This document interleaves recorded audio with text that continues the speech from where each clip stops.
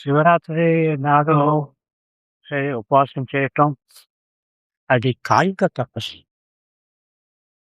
అప్రధానం. మన తపస్సు మనసు మనసుతో, బుద్ధితో, చిత్తంతో చేయటం ఎఫెక్టివ్. కేవలం శరీరంతో చేయటం లీస్ట్ ఎఫెక్టివ్.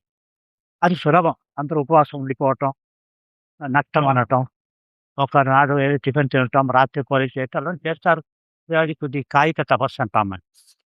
అది కొద్దిగా not a very high quality procedure. ఇందులో ఒక చిన్న మాట, నాకు చాలా ఇష్టం ఈ మాట చెప్పటం. ధ్యాస అని ఒక వర్డ్ ఉంది. ధ్యాస యెస్. తెలుగు మాట ఇది. ధ్యానం, కర్మ, పూజ అన్నిటికన్నా గొప్పది ధ్యాస. ధ్యాస అంటే పే కాన్స్టెంట్ అటెన్షన్. దానికి ఎగ్జాంపుల్ ఒకటి చెప్తాను. ఒక బిల్డింగ్ ఉంటుంది. అందులో మేస్త్రి ఉంటాడు. ఆయన దగ్గర ఒక ఆడ కూలి ఉంటుంది. ఆడ కూలికి చిన్న పాప ఉంటుంది. ఇంట్లో వదిలిపెట్టలేదు. అది బిల్డింగ్ సైట్‌కి తీసుకొస్తుంది. దూరంగా ఉన్న చెట్టుకి ఉయ్యాల చేసి అందులో పడుకోబెట్టి మేస్త్రికి సున్నం, ఇటిక, ఇసుక అని అందిస్తుంది. క్షణం ఏమనుకుంటుందండి మీరు చెప్పండి, మీరు ఆ తల్లులు. పాప ఏడుస్తుందో, పాపని చీముకు కరుస్తుందో, ఎప్పుడు అటెన్షన్ పాప మీద ఉంటుంది. పని మానిందా? పని చేసుకుంటూ అటెన్షన్ వేరే మీద పెట్టడానికి వీలవుతుంది కదా! అది ధ్యాస అమ్మంటాం. ఆ ధ్యాస మీరు దేవుడేందో, గురువందో, మీ మంత్రం ఏదో పెట్టుకోవాలి కానీ, కేవలం ఆ సమయంలో ఉపవాసం ఉండి, ఏదో పూజ కూడా చేసుకుంటూ ధ్యాస లేకపోతే పనికి రాదు. ఉత్తర గీతలో కృష్ణుడు చెప్పాడు అర్జునుడికి. ఒక క్షణమైనా, అరక్షణమైనా నువ్వు ధ్యాసలో ఉండురా.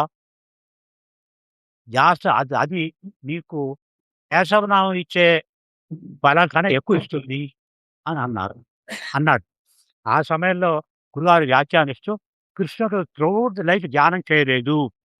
ఎప్పుడూ ఒక ధ్యాసలో ఉండేవాడు అని అన్నారు. ఏ ధ్యాసలో ఉండేవాడు సార్ అని అడిగితే, తాను పరమేశ్వరుడని, యశోద కృష్ణుడే పని చేస్తాడనే ధ్యాసలో ఉండేవారు ఎప్పుడూను అని అనేవారు. సో, అది ఈ ధ్యాస ఇంపార్టెంట్. మీ కర్మ కానీ ఎదుగు ఇవన్నీ కూడా ఇంపార్టెంట్. నేను ఒక పెద్ద ఆఫీసర్‌ని ఒకాయన్ని గురుగారి దగ్గరికి తీసుకొచ్చి, ఆయన పెద్ద ధ్యానంలో కూర్చునేవాడు రోజు. బాగా చక్కగా 45 మినిట్స్ కూర్చొని, ఇల్లంతా తలుపులు పెట్టుకొని, లోపల కూర్చొని పాలోడొచ్చినా బెల్లులు కొట్టకుండా స్విచ్ ఆఫ్ జేసి అలా కూర్చునేవాడు. ఆయన పిరమిడ్ కూడా చేర్చుకున్నాడట. నన్ను ఒకసారి మీ గురుగారి దగ్గరికి తీసుకెళ్ళండి అని చెప్పారు. తీసుకెళ్ళాక గురుగారిని ఆయన అడిగిన ప్రశ్న, నేను ఇవన్నీ చేస్తున్నానండి. మొత్తం పూర్తి అరేంజ్‌మెంట్ చేసుకున్నా. రోజు కూర్చుంటున్నా. దాదాపు సంవత్సరం నుంచి అలాగే ధ్యానంలో కూర్చుంటున్నా. అసలు ధ్యానం కుదరట్లేదండి. మనసంతా ఎక్కడెక్కడో పోతుంది అనంటే, ఒక్క మాటలో గురువుగారు అంకుల్ చెప్పిన మాటతోటి పూర్తి చేశారు. ధ్యాసే ధ్యానం గదా! ఏదో ఒక గంట సేపు ధ్యానం చేసి మిగిలిన టైం అంతా వదిలేయడం కాదు. నిరంతరం ధ్యాసలో ఉండడమే కదా! భగవద్గీత ధ్యాసలో ఉండాలి.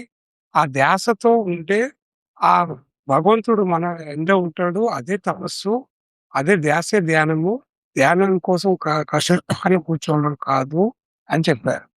ఈ మాటకు గురువుగారు తీర్థం ఇచ్చేటప్పుడు ఇక్కడే ఈ క్షేత్రంలోనే చెప్పారు.